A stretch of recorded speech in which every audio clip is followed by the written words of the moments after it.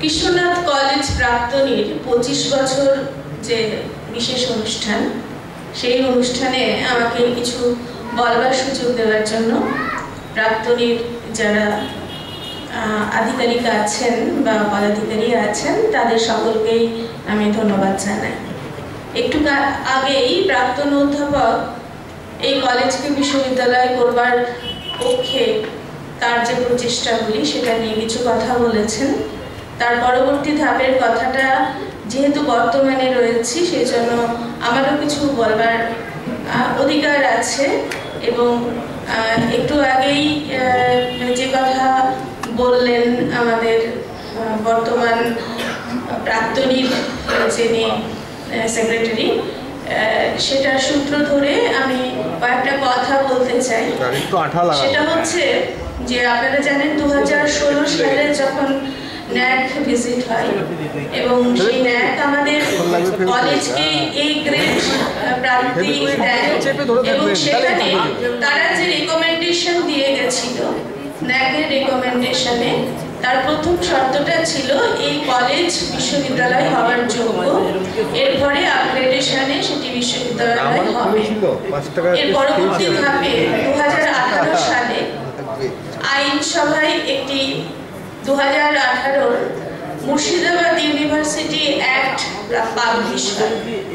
এই publication of the act, এই ব্যাপারটি কিন্তু সম্পূর্ণভাবে কলেজ কর্তৃপক্ষের অজানা ছিল। কলেজের গভর্নিং বডি, কলেজের কোনো সদস্য বা তারা কেউ এই বিষয়ে বিন্দু বিসর্গ জানত না। এইটুকু আমি আপনাদের জানাতে চাই।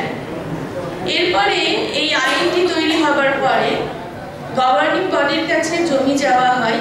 তৎকালীন গভর্নিং বডির প্রেসিডেন্ট এবং তার সভা বারবার হয়েছে।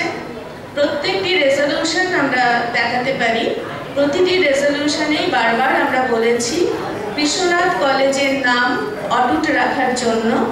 এবং শেষ যিনি জীবিত প্রেসিডেন্ট ছিলেন কৃষ্ণনাথ কলেজ গভর্নিং বডির, 2018 পরেও তারা কলেজকে টিকিয়ে রেখে তারা প্রেসিডেন্ট এবং গভর্নিং বডি দিয়েছিলেন সুব্রত সাহা। তার রেজলিউশন, তিনিও যেহেতু বিধানসভার সদস্য ছিলেন, তার রেজলিউশনটাতেও কিন্তু লেখা হয়েছিল যে এইখানে কলেজের সাথে বিশ্ববিদ্যালয়ের সাথে নাম রাখতে হবে। প্রাক্তনীও বারবার বলেছেন। তাহলে আমার মনে হয় যে আইন যেদিকে গেছে বা আইনে একটা অ্যাক্ট হয়েছে, আমি আইনের ছাত্রী নই, সেজন্য আমার পক্ষে বলা হয়তো খুব ঠিক হবে কিনা জানি না। তবে যতদূর জানি ভারতবর্ষে যত আইন আছে তার কিন্তু অ্যামেন্ডমেন্ট হয়েছে, প্রত্যেকটারই কিন্তু কিছু কিছু পরিবর্তন হয়। তো সেই অ্যামেন্ডমেন্টের ক্ষেত্রে যদি আমাদের দাবিটা সক্রিয় হয়, কারণ পশ্চিমবঙ্গে এমন কোনো কলেজকে বিশ্ববিদ্যালয় করা হয়নি যার নামের পরিবর্তন হয়েছে।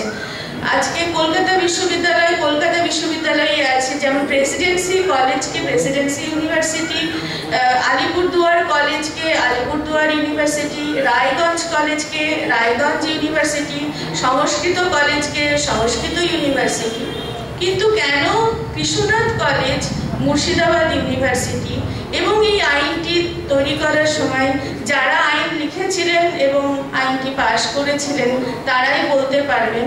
তো সংশোধন করার জন্য আমার ধারণা, আমি যারা এখানে আমাদের জাজ সাহেবরা আছেন, প্রাক্তনীর প্রেসিডেন্ট বা প্রাক্তনী সদস্য বা আইনজ্ঞ, তারা যদি একটু এই পথটি দেখিয়ে দেন যে নামকরণটা ক্ষেত্রে কিভাবে চললে পরে আমরা সেই সংশোধনীটা করতে পারি, তাহলে আমার মনে হয় সেটা সদর্থক হবে। এটা আমার মনে হয় যে তারা যদি আমাদেরকে বলে দেন বা প্রাক্তনী যদি গাইডলাইনটা একটু বলে দেন যে অ্যামেন্ডমেন্ট অফ দ্য অ্যাক্ট করে এর নামটা যদি আমরা হিস্ট্রিটাকে জীবিত রাখতে চাই, আমরা যদি হিস্ট্রির সাথে আমরা কলেজের বর্তমান প্রগতিকে আমরা যদি অ্যাকসেপ্ট করি, তাহলে পরে সেটা করা যায় কিনা। দ্বিতীয় প্রশ্ন হচ্ছে আন্ডার গ্রাজুয়েট সেকশনটা কি অবস্থায় থাকবে। এ ব্যাপারেও একটা পরিষ্কার নির্দেশিকা আছে, আন্ডার গ্রাজুয়েট রাখতেই হবে। এখানে আন্ডার গ্রাজুয়েট ল, ম্যানেজমেন্ট ইত্যাদি পড়ানো হবে, আইনে আছে।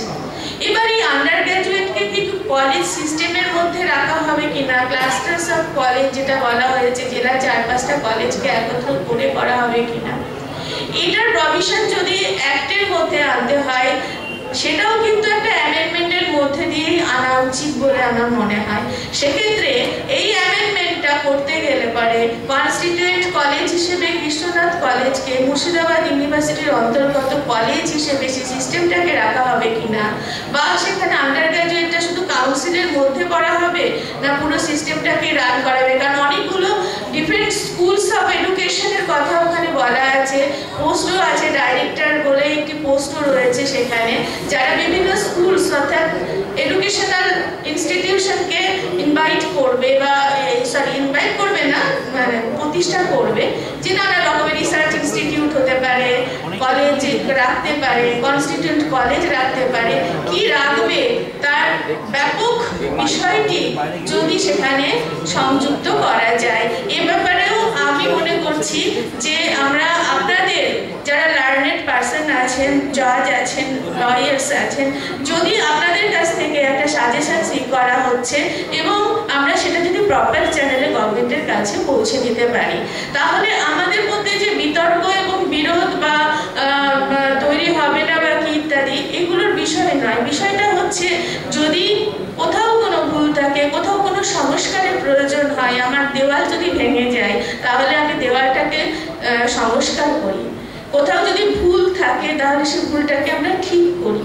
তাহলে আপনাদের লার্নেড, আপনারা বরিষ্ঠ, আপনারা পরামর্শ সঠিকভাবে যদি দেন, আমার মনে হয় গভর্নমেন্ট সেটাকে অ্যাকসেপ্ট করবেন, এবং সেই অ্যাকসেপ্টেন্সের ক্ষেত্রে যদি আপনারা প্রপারলি আমাদেরকে সাজেস্ট করেন তাহলে আমরা সেটাকে পৌঁছাতে পারি বা সেটা আমাদের দাবি দাওয়াটাকে আরো প্রতিষ্ঠা দিতে পারি।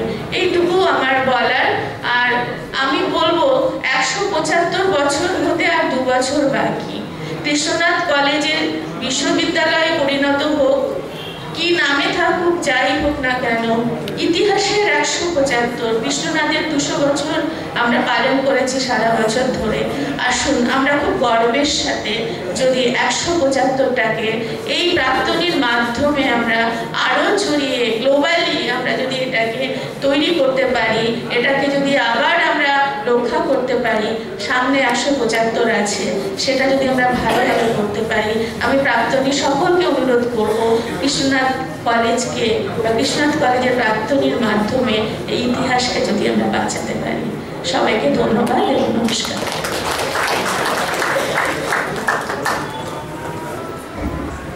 এই লড়াইটা সমান লড়াই, সকলে মিলে লড়তে হবে এবং জিততে হবে। এটা একদিনের ব্যাপার নয়। 175 আমাদের আসছে, আমরা পালন করবো। স্যার বিষাণুগুপ্ত।